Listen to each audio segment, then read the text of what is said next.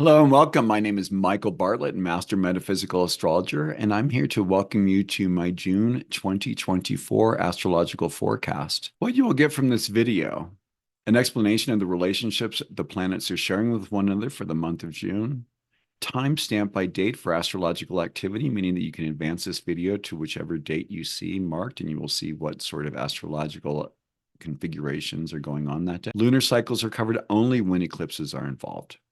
There's just so many astrologers out there covering lunar processes. I don't feel like it's necessary to cover here. Plus, it takes a long time to put these videos together with all the figures.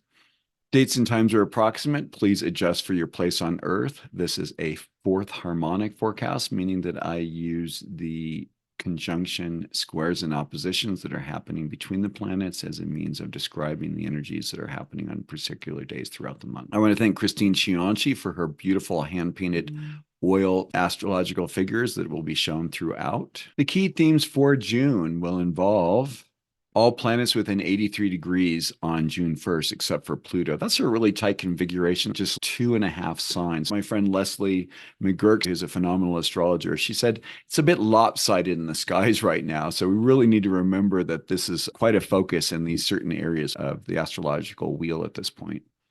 Saturn goes retrograde in Pisces. The Sun, Mercury, Venus move into Cancer. And we have 3 astrological configurations that are going on. You may notice this picture that is here in the background. This is the building that was known as the Borsen. It made it for over 400 years in Copenhagen. Unfortunately, it burned recently, and we no longer get to see that dragon twisted spiral that's there. June 3rd, we begin with a movement of Mercury moving out of the steady, determined, focused way of Taurus and into its ruling sign of Gemini, where he is met with Jupiter, Venus, and the Sun. We can see, even just from the simple differences in the clothing between these two and the differences in the way these two rooms look, that there's a movement from that fixed Taurian energy into that mutable air communication, movement, processing, orientation that Gemini brings. Mercury is very much at home, of course, as it rules Gemini. And with this stellium of 4 planets in Gemini, there's going to be feeling like a little bit of a cacophony of input and information and insights and understandings. This is going to be quite a theme for the month of June. And also, it's important to remember that as each of the planets moves into Gemini, that it forms a trine with Pluto in Aquarius, who's now in his retrograde motion back to Capricorn, but for the moment is still in Aquarius. This activates this. So there's just a sort of a nuclear fusion or nuclear process battery energy operating and available to whomever is getting ready to launch things. So for those people who have air signs, this is quite a wonderful time to get out with your social media and get your ideas going. Early fire signs would also do quite well because these are going to provide sextiles and give a certain buoyancy to one's acts and one's ways of expression. It's not going to be as nice, of course, for those fixed signs where Pluto's going to be creating squares and oppositions. On June 4th, we have a day of 2 conjunctions. First, we have Mercury and Jupiter conjuncting together in the sign of Gemini. Then 5 hours and 9 minutes later, we have the Sun and Venus making a conjunction. As you know, we've been having and experiencing a lot of solar flares lately in the month of May, creating amazing aurora borealis as far south as Texas and the Southwest. Are we going to get more solar flares going on? Is there going to be communication overload, unbridled gossip? I think there's going to be a lot of information coming through. I think this is an opportunity not only for solar flares, but also tornadoes, hurricanes, and other acts of weather, maybe even earthquakes, to be honest. On the 8th of June, we have Venus and Saturn creating a 3rd quarter square. So what was seated on the 22nd of March for you would be a good thing to kind of ask yourself. Venus was back then with Saturn in the sign of Pisces and is on her way to making it back in. As we know, with a third quarter square, this is crisis in consciousness.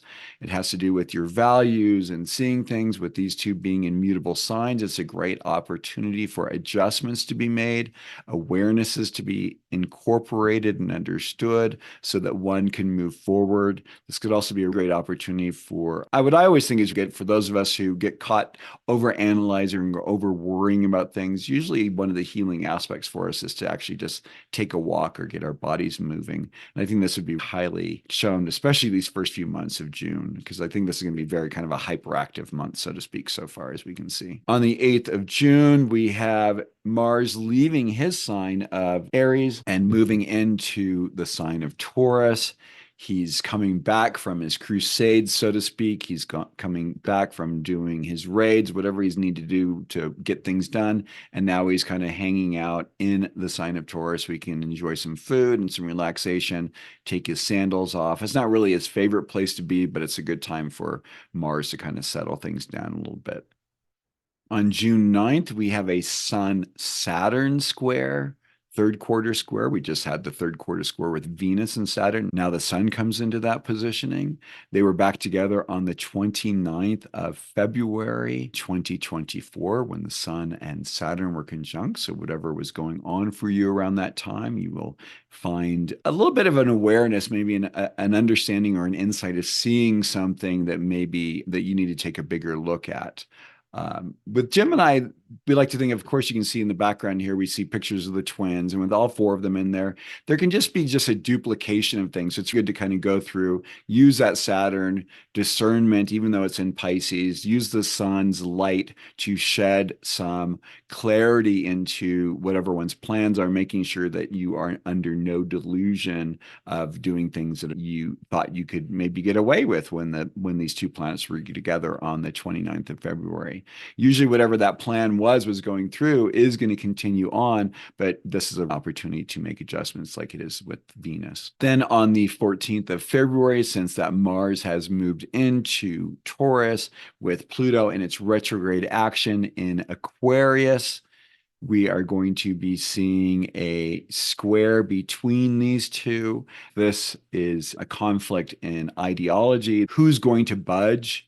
It'll be interesting to see what goes on with conflicts on the planet, if they are going to get further aggravated or activated, or whether we're going to see some de-escalation.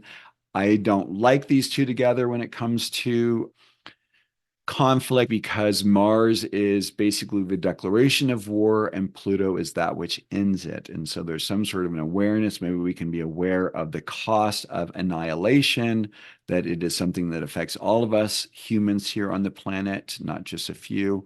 So whether this is in Ukraine, whether this is in Gaza, whether this is in Africa, whether this is in North Korea, wherever it is where strife is going on, especially, to be honest, because Pluto's activating rulers' charts in these particular countries, also the Middle East and Iran. This is just a time to really take a pause. If there are issues that you are experiencing of conflict, find ways to take space to really say that, hey, maybe we are not looking at the full picture. Aquarius has a wonderful ability to go up to a 30,000-foot viewpoint and look at things from an entirely different vantage. I like the idea with Mars being in Taurus instead of being an Aries sign or a fire, especially fire cardinal, because it means that there's an opportunity to maybe take a moment, an opportunity to see what the truth is of what needs to be done here. On June 12th, the same day that Venus and Saturn were conjunct with the sun, we had Mercury and Saturn conjunct in the sign of Pisces back on the 29th of February. So it'd be really interesting to see what was seeded for you around the 29th of February. This is coming again to a third quarter square. This is communicating things, wanting to speak to things that maybe remain hidden, maybe you're a little bit more of a sensitive nature. What is it that needs to be discussed? What is it that needs to be brought out? What are secret issues that need to be brought forth? This, as you can tell, this is really kind of an opening time with all that Gemini information coming forward and the squares that are happening. It's going to be quite an awakening time for a lot of people.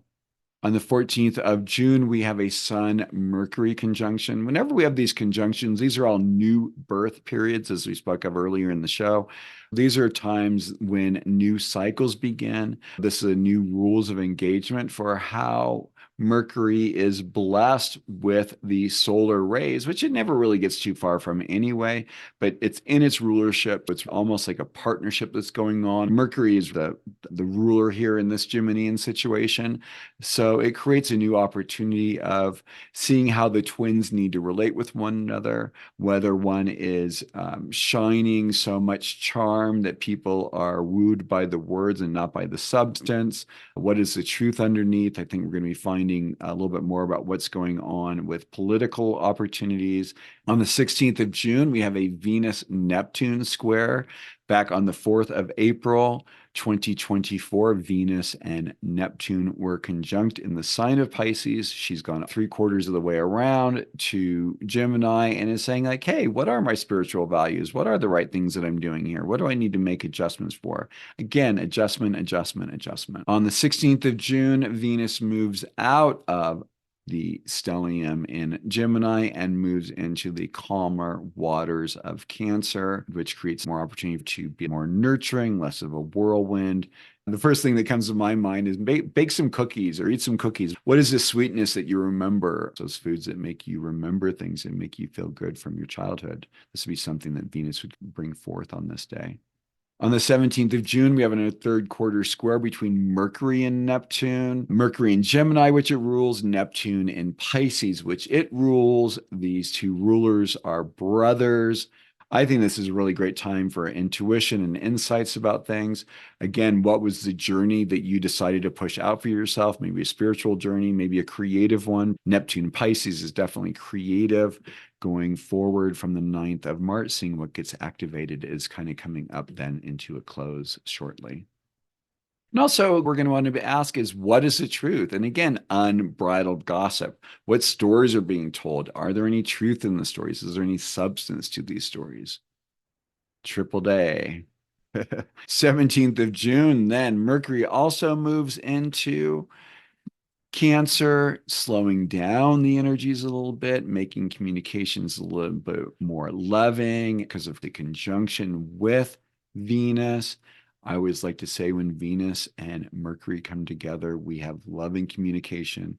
And especially when they go into the sign of Cancer, we're talking about nurturing, loving communication. So this is a great time to set intentions. Also, this is usually right around the time for graduations, time to be communicating the values of family and how best to support one another as we grow forward and we go forward on our respective paths. On the 20th of June, the sun makes its monthly move out of the old sign and into the new, meaning it's going to be moving out of Gemini and joining Mercury and Venus in the sign of Cancer, emptying out all that energy from Gemini, from all that sort of mutable. Sometimes what can happen with the mutable signs is we say that there can be a bit of a windmill in the windstorm.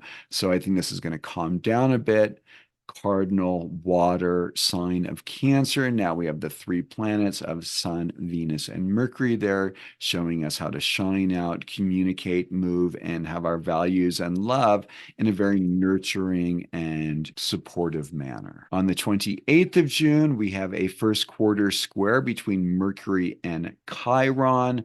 They were back together on the 6th of May. So whatever was going on the 6th of May will be activated for you in another level. Great opportunity to discuss, especially if there's any issues with family wounds or issues of feeling unsupported in one's identity and understanding of oneself. This is a great opportunity to revisit those. The first quarter square, as you know, is a crisis in action. So I like to say it's 1 step forward and 2 steps back, or 1 step back and 2 steps forward. Cautionary energy, which is what Cancer kind of brings forward in this way anyway. Take your words and use them in a way that is as loving as possible. We still have Mercury and Venus around one another. The loving communication is still an opportunity, and especially the loving communication you offer to yourself. On the 29th of June, we have Saturn beginning its retrograde motion, and we'll go all the way back to 12 degrees of Pisces.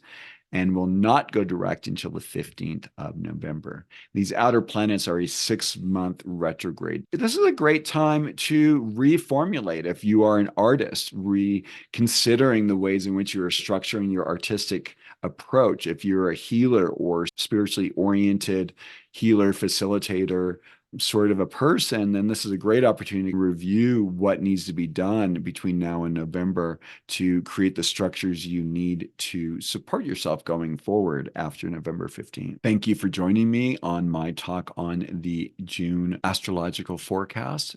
Please feel free to leave your comments, hit the like button, share with your friends. Ask questions because I really do appreciate engaging with you whenever there's the opportunity. I wish you much luck in this coming month. It's going to be a bit of a doozy, to be honest. So whatever kind of support you need, please know that I'm here for you. Have a great month.